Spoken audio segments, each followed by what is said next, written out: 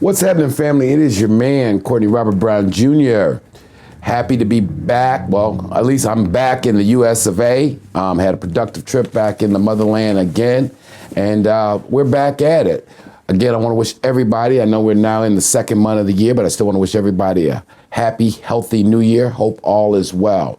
And if you guys had saw any of the work that we did while we were over there, I was preparing you because this is February, my dad's birthday. The Field Marshal, the Professor, Mr. Vice President, will be turning 82 years old this month. So it really, when I was over there, allowed me to do some reflecting, you know, and obviously because I wouldn't be bouncing between Africa and all around the world doing business and being able to live the life that I'm able to live if it had not been, you know, for obviously the sacrifices and efforts that my dad did. And I thought it led me to thinking about all the other family and friends that, you know, he has been able to bless and has been a blessing to. And as we do this thing, you know, in Big Boss, and we talk about the this whole street thing and what guys have been able to do and living that lifestyle, you know, in my opinion, and it's obviously a prejudiced opinion, you know, there's no doubt that my father is in the Hustlers Hall of Fame, but if there was done like athletics, you know, he would be what they call a first ballot unanimous selection to the Hustlers Hall of Fame. You know, he has not been all city. He's not been all state. He has been all American, first team.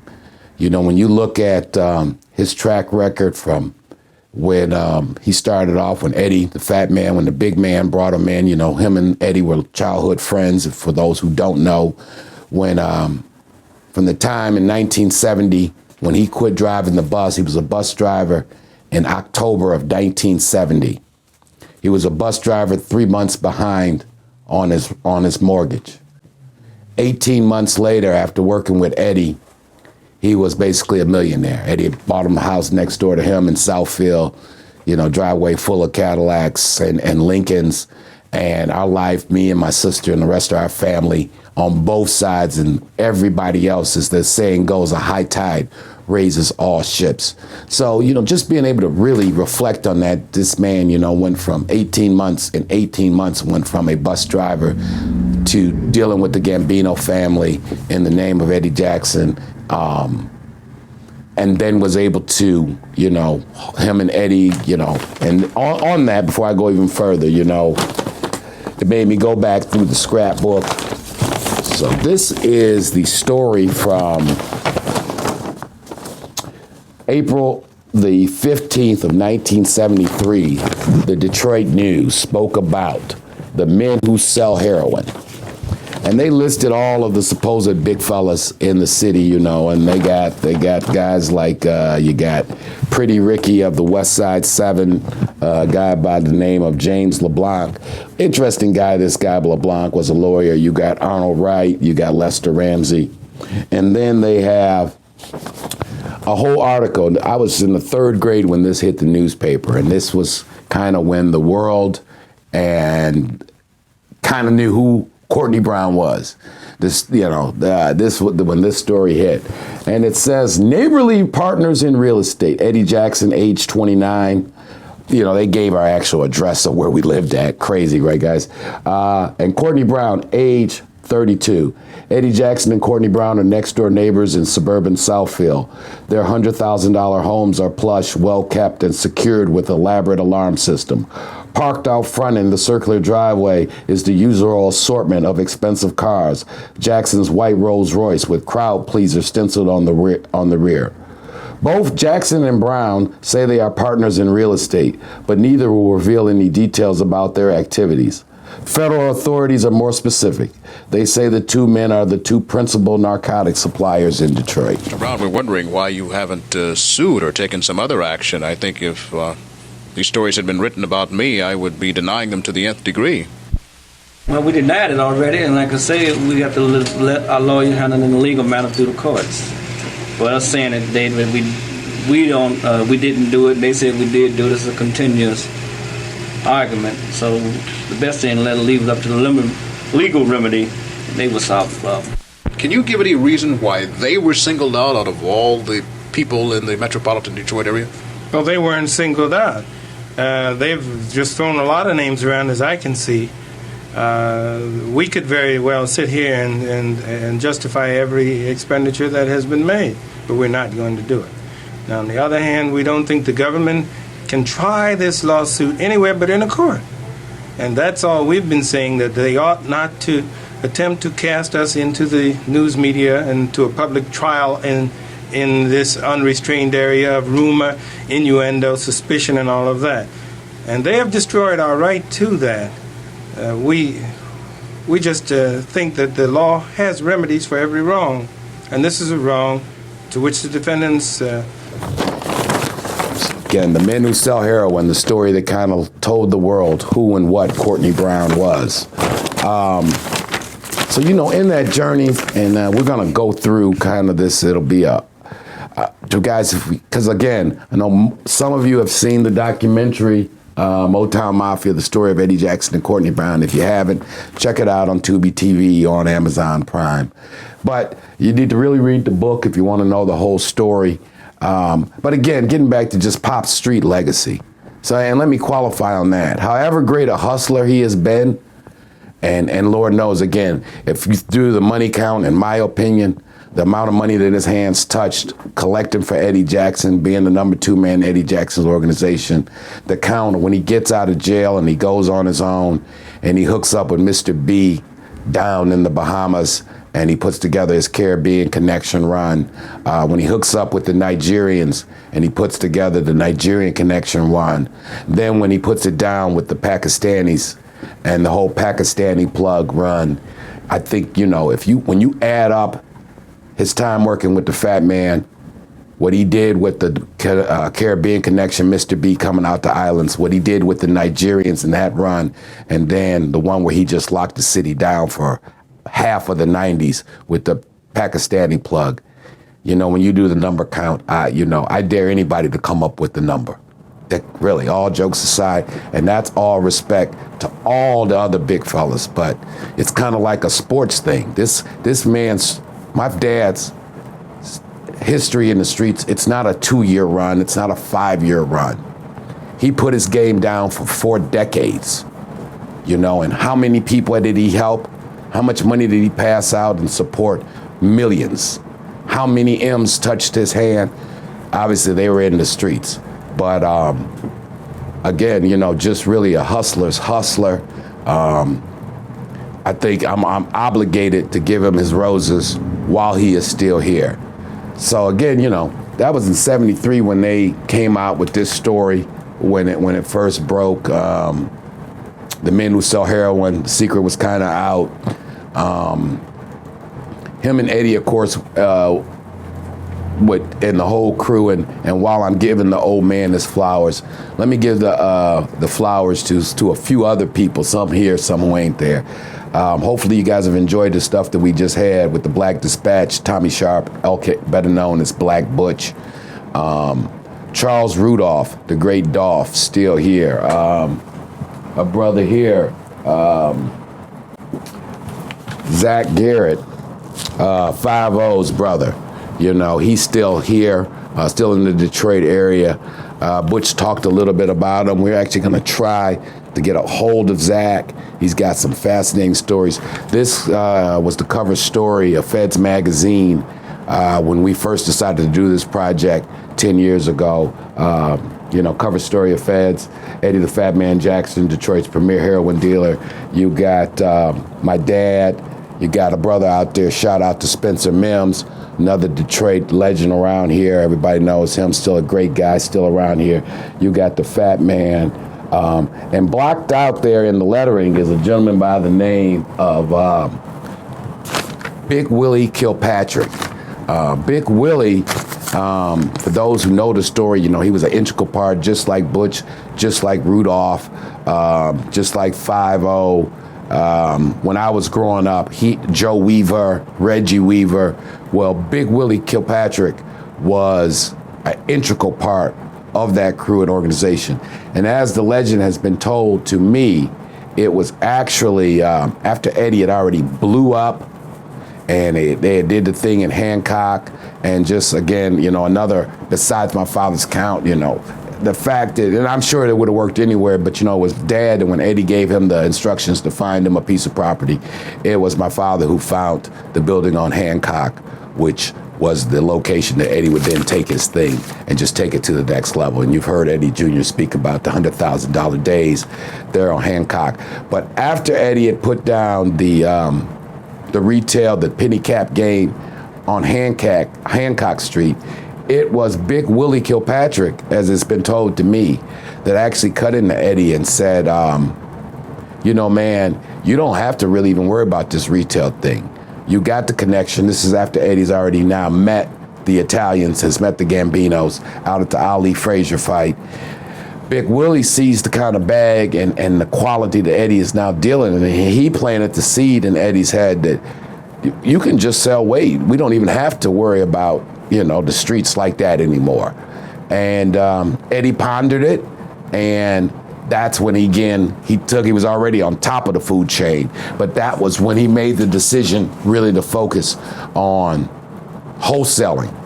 And according to, so a lot of these newspaper articles, and according to the federal authorities and street legend, he was definitely the biggest thing in Detroit and the state of Michigan, and probably the biggest thing in the Midwest.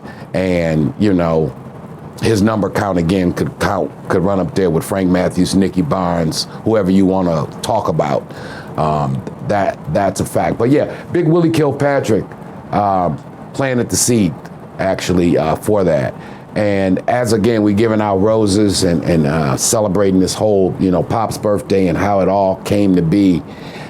If you read in the book Motown Mafia, Memoirs of a Kingpin's Kid, there's an anecdote, a story in there about a regular junkie by the name of Box.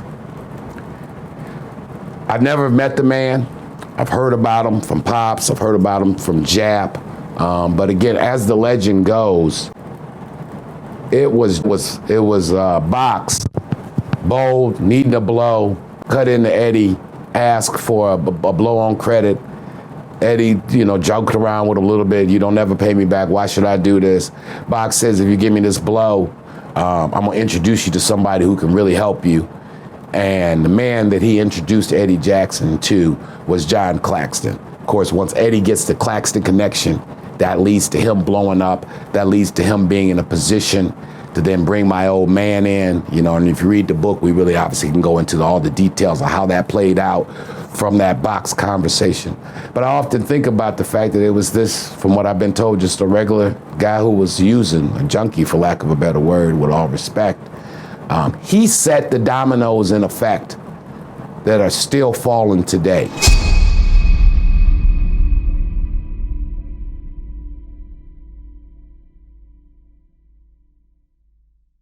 What's up, family? It's your man, Courtney Robert Brown Jr. Here in Dakar, Senegal. Yes, Big Boss is still in West Africa. We're going to be here for a few more days. And we're having an awesome time here, family. So, we hooking up with brothers here at the Made in Africa Project. Just had a real positive meeting with the brother who owns a nightclub over here called Dream. He's doing some thing in the film industry, got some studios. So, 2021, look forward. Should be some of Big Boss's first projects coming out of the motherland. So we are very excited about that. So anyway, guys, with all that's been going on this year in 2020, we didn't really get a chance to do the 10-year anniversary that we wanted to do for this project, which is what started the whole thing, the whole reason why there's even a YouTube channel and why there was the award-winning documentary Motown Mafia, and all that came with that, and before all of this, the Kingpin's Kid Radio, and now Eddie Jr.'s channel. But this whole thing began 10 years ago. So this is the 10th anniversary of when this project began. It began with this book, Motown Mafia, Memoirs of a Kingpin's Kid. And so I know a lot of you guys, family, you actually know of me or Eddie Jr. or my old man or Fat Man's Legend. And you know it through YouTube. Some of you may have seen the documentary, which by the way is available at BigBossFilmWorks.com or on Amazon Prime, Tubi TV, or most of your streaming platforms. You can still get the award-winning documentary, Motown Mafia. And it all began with this book. Shout out to Lou Stevens, my partner. You never see much of him because he's usually behind the camera. But he has been the backbone of Big Boss Filmworks since we started this thing. So shout out to you, Brother Lou. But so as I was saying though, if you don't know how, the fact that why me and Eddie have been friends for, all of our lives, Eddie Jr., how his dad and my dad have been friends for all of their lives. The real story on how Eddie Jackson Sr., the fat man himself, how he started and built that $1 million empire. We've attempted to unpack it, but if you really want the story, the in-detailed story, give the book a shout. It's also available on Kindle. It's also a history lesson, like in chapter 1, let's just say in the beginning, you get the whole background in chapter 1 of where Detroit was at in the 50s and 60s, the real story with Black Bottom. A feel of what Detroit was like in 1971, where the Detroit Tigers were doing, what the Pistons were doing, what was going on with the race relations in the city. And then the fact that was the year that would change the course of the Fat Man's organization and everything. That was the year where he met the Gambino crime family. That was also the year where they had the raid on Hubble, which is still, I believe, standing the largest raid in narcotics history in the city of Detroit. So a lot of history, in this book. And I just wanted to give a shout out. Who else? Michelle Moore, the Essence award-winning author, Hood Books, Say You Promise Enterprise, Say You Promise Publishing. Shout out to Michelle. She brought this home. Family, I'm not an author, so I put together the manuscript. Michelle Moore brought this project home. Anita Flanagan, the editor, Lou's auntie, again. So shout out 10-year anniversary to the book and all the people who played a part in this thing, and it's just really cool, man. And now, if you told us 10 years ago, I might have said, I'll be in West Africa, but if you said 10 years ago, Courtney, you're gonna have a book road, and then the follow-up book, which we'll talk about a little bit later, not the follow-up to this. There's the follow-up, Motown Mafia, Big Man on Campus. But then, we did come out with another book called Get Your Mind Right, Get Your Money Right, Getting Off Zero. And just where the idea started, man. People have been telling me my whole life that I had lived an interesting life and stuff I had seen. Working for my father, just growing up next to Eddie Jackson, seeing their whole rise, fall, and rise again, and now to be over here in Africa expanding, this film work thing and this content creation to the motherland, looking up at some brothers. It's just a blessing, man. So we look forward. Want to say thank you again, though. If you don't know, not got the full in-depth story. 10-year anniversary, Motown Mafia, Memoirs of a Kingpin's Kid. Check it out. You can get it from our website, BigBossFilmWorks.com. You can definitely get it from Amazon. And if you have not seen the award-winning documentary that followed up on that, you can definitely check that out on Amazon Prime. So, and Tubi TV, again, all the other ones. And the brothers here are taking good care of us in Senegal. So, good look, good shout out. And with the 10-year anniversary, shout out to my man Al Prophet, what he's doing with American Dope out there. Al has been very integral and just been a great assistance. We caught up with Al right when the book was coming out, and he's gone on to do some really big things. And shout out to Al Prophet, shout out to Cavario, shout out to what they're doing over at American Dope. It's all good. So I ain't gonna hold you guys up, but again, Big Boss Filmworks live, Dakar, Senegal, West Africa, 10-year anniversary book, Kingpin's Kid, Memoirs of a Kingpin's Kid, Motown Mafia. Thank you all. Appreciate the support. Love you guys. I'll let you, man. Peace.